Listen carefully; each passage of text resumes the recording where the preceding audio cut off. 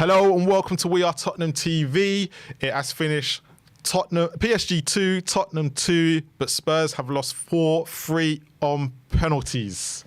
I'm here with Ash from Spurs Kings TV, and I'm also here with Deji Spurs from Deji at Deji Spurs. Guys, sum up your feelings right now. I know we're a bit gutted, but we have held PSG for 80 minutes, or 85 to be exact. And we've let it slip at the end. Yeah, we let it slip. I think we're gutted. Had someone, before the game, had someone said, Spurs were going to draw 2-2 with PSG and go to pens, I probably would have bitten your hand off. But given the circumstances, we were literally 3 minutes away from picking up our second trophy, from being European champions. And I do feel, it's not, Thomas Frank's only just got here. There's a lot to learn. And it's still a learning thing, and I think he will learn from it. I would have liked to have seen some changes early on towards. You could clearly see Kudus was tiring, Polina was tiring.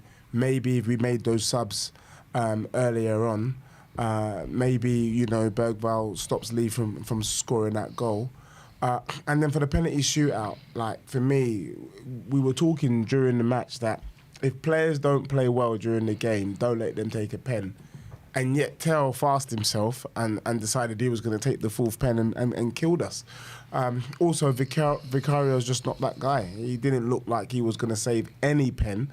And for me, that's cause for concern, because if you want to be challenging at the top of the table, you want to be a Big Six team, you need a goalkeeper that can do all things. That is, deal with set pieces, maybe, get to pens. I'm just thinking about the Crystal Palace goalkeeper. I think he saves a pen tonight, do you know what I mean? And these are the fine margins that they talk about between winning and losing. But look, it was a great effort from the lads. I hope they pick themselves up and learn from it. But you can see there's still gaps in our squad that needs to be fixed before the transfer window ends. Yeah, I'd just like to add Frank out. I'm joking. Hey, remember clip that bit as well. Clip it. There'll be people in the chat will do that narrative, like Ange would have won the trophy, we would have got over the line. But I just thought there are things to learn from Thomas Frank's point of view. In my opinion, I thought we did well on the set pieces. Like I said, it was a different piece of the toolkit. I didn't want to go too early with the whole masterclass and tactics, etc. Because I said we still got to manage that game, and I think that game management was what ultimately killed us. And I said, for me personally, if I looked at the squad and what was available on the bench, we didn't have a lot to offer in terms of changing that game. Maybe having that quality to come on to kind of help us get up the pitch. We were pinned into our half for large portions of the game, but I thought we defended well at times. I just felt we did tire, and that's when we mentally switched off. And you could see it from the front two down to some of the midfielders weren't able to close the gaps. They shifted it from left to right, and when they did, we weren't close enough to stop those crosses coming into the box. And as I said before, when you're tired and fatigued, things like switching off, when you're allowing Lee Kang-in, who's a top footballer, at the edge of the box, get a free shot, that can't happen. That can't happen at this level. And we're going to play elite Champions League level players, we will get punished. Even in the Premier League level, it will happen as well. Well, the thing is, 85 minutes, when you come up against an elite side, and it takes two chances and they're back in it. So you can clearly see from there. Yeah, because we had the majority of the shots. I think it was 9 shots, so we had 12 at the time. Yeah. And we were leading at the time. I'm talking about. I don't know what it ended on, but again, we had more shots on target as well than them at the time. But then, as you said, football's about moments, and that's what I mean. When you recruit elite players, they give you those moments. I know lots of people will talk about profiles of players and this player's skills get, and tacticals will go crazy. At the end of the day, you just need the player to have a moment, and they had those players that could do it. We didn't. Yeah. And ultimately, that's what let Frank down, in my opinion. It felt almost like I don't want to say that we had given up, but we went almost too defensive. Do you know what I mean? And I don't want to sound like a bit of a hypocrite, because at one stage, I love the fact that we looked more organised 100%. In terms of our defensive structure. Definitely. But you know, you can't go 45 minutes defending for your life against, you know, some of the best teams in Europe. You know, sooner or later, they're going to find that space hole. And I think, you know, it's a lot of work to defend when you don't have the ball. And you could just see that PSG were just gaining momentum, gaining that strength because they're on the ball and the boys are starting to tire. And there, for me, is where you got to manage it. And look, for me, I actually think, weirdly, even though Thomas Frank has just got it, he did flop with the subs. I think he flopped with Tel. I think the idea that maybe he was going to hold up the ball was a good one. Yep. And I felt he thought Archie Gray was going to do something, but both those two brothers let us down. They let us down, and I would say they were just off it by that yard. And that yard was what caused this result. And then Pens is anyone's game. So we've got 2 super chats here before we talk through the game. It says, I know it's a tough to swallow, but what a very promising game. Looking ahead, COYS. And then the other one was... Who's that super chat? That was from Essa Al-Shamari. Big up your damn self, man. Big up, man. Respect, man. You get me? You need a bit of positivity as well, man. He's talking facts. We And- did need that. It was good, the performance, you know. There are some positives to take from that result. Yeah, I mean, we drew with PSG. We lost on pens. Let's be real. We managed So to... did Liverpool, to be fair. Liverpool lost some pens as well. Yeah, so, you It's know, not- it's a respectable result. And I don't think, apart from Liverpool, who else holds such an attacking forward 3 or 4? Yeah, true. Do you know what I mean? And if we could keep them at bay the way that we did, Arsenal don't have a firepower of that level. Even Man City, I would argue, don't have firepower of that level. Chelsea don't have firepower of that level. So it means that defensively, we have the structure in place to get it done. But what we do need, and Thomas Frank talked about this, I think even after the Arsenal game, our attacking third, that needs a lot of work. It does. It needs a lot, because let's be real, as happy as we were, the goals were scruffy goals. Do you know what I mean? There was a run of play. Yeah. It was set pieces. Smash and It was a smash and grab We didn't kind of score from open play, you know? Yeah. We didn't really create nothing apart from Richarlison's shot in that first half. Well, this is what the manager's got to work with, and he's done the best that he can. But go on. Yeah, so A. Perv Kumar says Matisse Tel can't run, can't hold the ball, and can't score. Told you, crash out's coming. Crash out is coming on it. So let's quickly talk about the first half. You know, we were all feeling a bit positive after the first half performance. You know, we started off well. Is that something we can now take into the Premier League for the season, or is it because PSG we had a game plan against PSG and we can't really do that to other teams in the Premier League? It's case by case, because against Burnley we're going to have a different opposition and we're going to play a different way. We're going to have a lot more of the ball, and so that formation that we played with a back 3 today, I don't expect us to play going into the season against Burnley. I think we'll go back to the back 4, dominate possession, have an extra man in midfield, and play with wingers as opposed to wing backs. Yeah. And it's down to Frank to figure out a way how, I don't know if we're going to bring a player in now because it's Wednesday night already, and it's Tottenham. And it's Tottenham, so I can't envision a player with attacking prowess coming in for Burnley. So he's going to have to figure out a way to negate Burnley playing that low block, and it's something we have struggled before in the past. But coming back to this game, I just think that the first half there were positives. We pressed aggressively, I thought. I thought we got at them when they tried to play out from the back. I thought we were winning second balls, especially when they kicked it long. I thought we were winning the headers, winning those duels. I felt Pap Sarr defended really well, helping out his partner in Danso in terms of like centre back covers, because he needed help against Barcola, who for me is an elite player.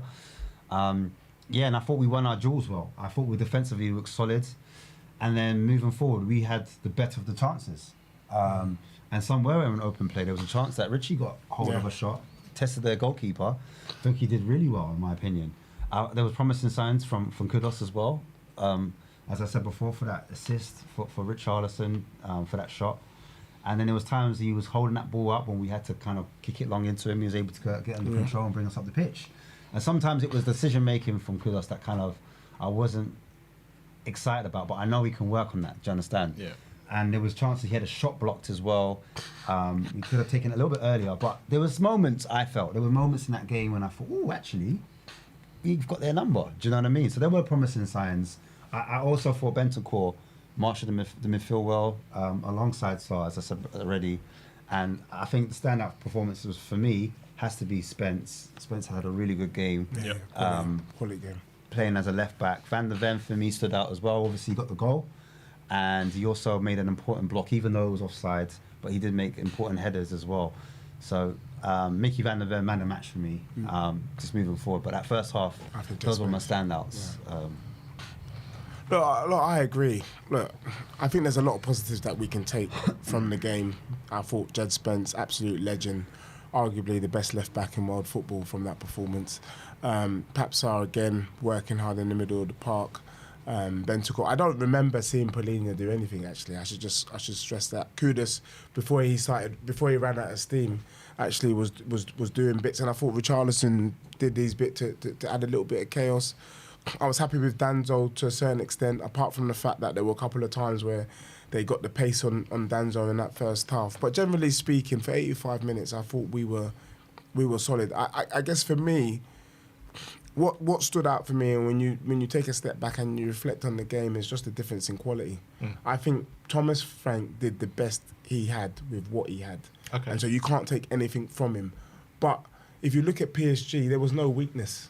Everyone could do something. Everyone was a bit of a danger man. Well, we didn't have that. When you brought on Tell, you knew he weren't doing nothing. Richarlison, you knew he weren't really going to score a goal. Do you know what I mean? And I really do think that this game has highlighted the serious need. If we want to be that big six team and we want to kick on, then we need the likes of Savinho and Eze. Because for me, I think that dip in quality, the subs that came on, it's not enough for what we want to do. And we're talking about wanting to compete on all four fronts. We can't compete on all four fronts with this team. The other thing is this that I'm slightly worried about. And I don't want to sound too negative because it was a fantastic performance. This was a final against PSG. So in a way, it's kind of easy to motivate the players.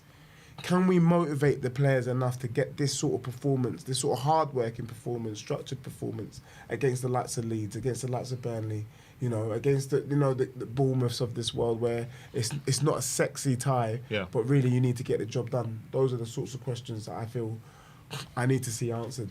So got another super chat from Michael J. Noonan. It says, has Tell ever had a better game than Timo Werner? Okay, second half. Timo Tell, the Liberties. Oh, hold on, we've got another super chat here as well. I've missed it. From Kusi Yed81, it says, the subs cost us, Gray and Tell not good enough. Yeah. And then Aviv Shalom sent in a super chat that hasn't put anything in it, so thank you very much for that from We Are Tottenham TV. We knew that. We did know. Marlon, we knew that. Clear as day. And when they brought on Gray, we were like, nope. Yep. When they brought on Tell, we were like, nope. So we knew that.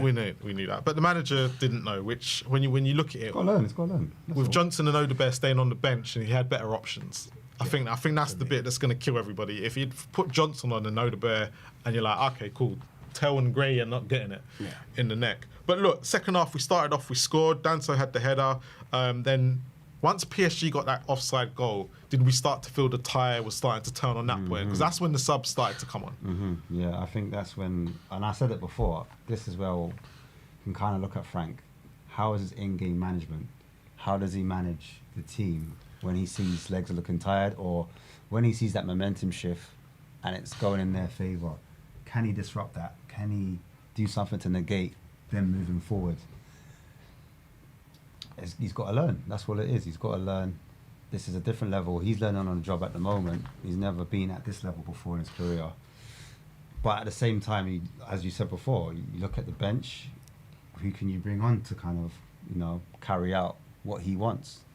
So it's a catch-22 in my opinion. You can't do the job to the best of your ability if you've got your hands tied behind your back. So are we sitting here saying, right, because we're talking about the subs, and we've got Aviv Shalom sent another super chat, people need to get behind Tell and not turn on him. But my question to both of you earlier was, okay, if we sign Savinho and Eze, but... You still have the problem on the bench.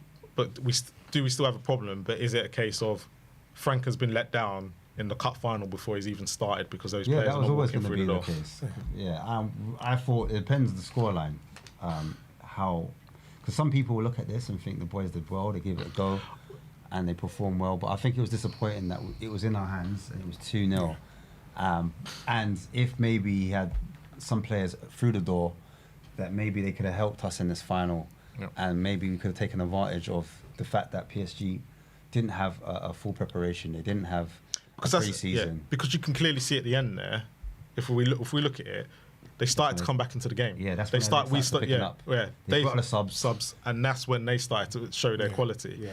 So actually, if they'd had a pre-season, could that game have been a lot worse for us because we had we no never know. attacking. To be fair, Yeah, we'll never know. It's all hypotheticals. unless we get them in the Champions what I'm League. saying. Yeah, unless we get them in the Champions League. Look, I'm looking at it. Look what Bayern did to us, and they had a pre-season. But at the same time, the formation we chose, this is the first competitive match for Frank.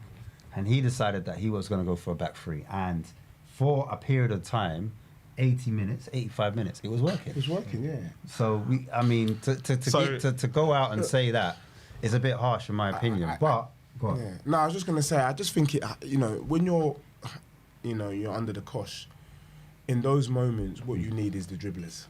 Yeah, someone who can take the ball up the pitch and get it into a corner. What we didn't have was a dribbler who could do that. You know, Tell didn't offer that.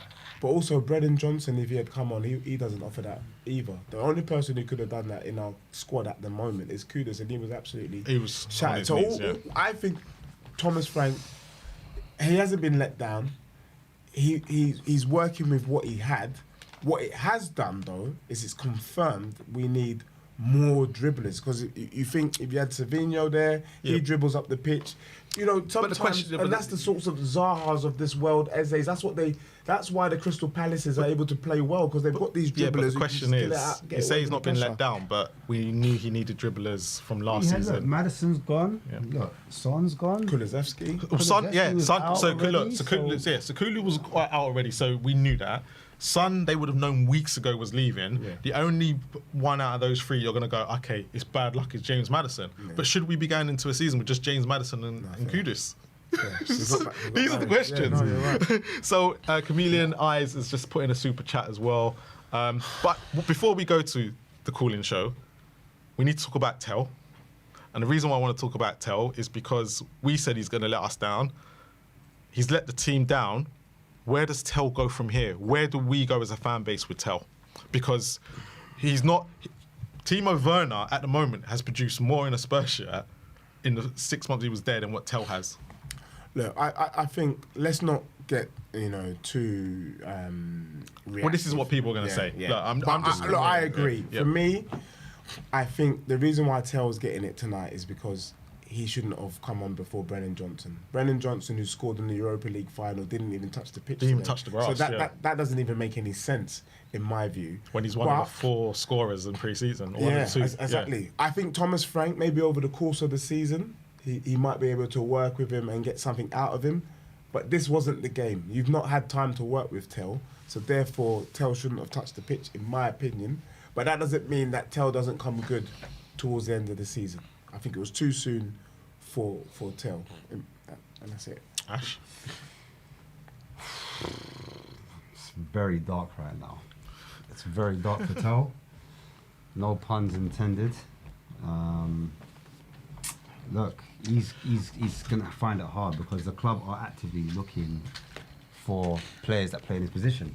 Do you know what I mean? Unless they're looking to utilise him as a striker, I don't think he's best suited there, in my opinion. I think he'd be better out wide to develop. I'm not saying he's a winger, but he's more of a wide forward, if that makes sense, or somewhere in between. And he's got some work to do. It's another hurdle in his career that he's gonna have to go against. So. All right, that's our match reaction. Thank you for tuning in.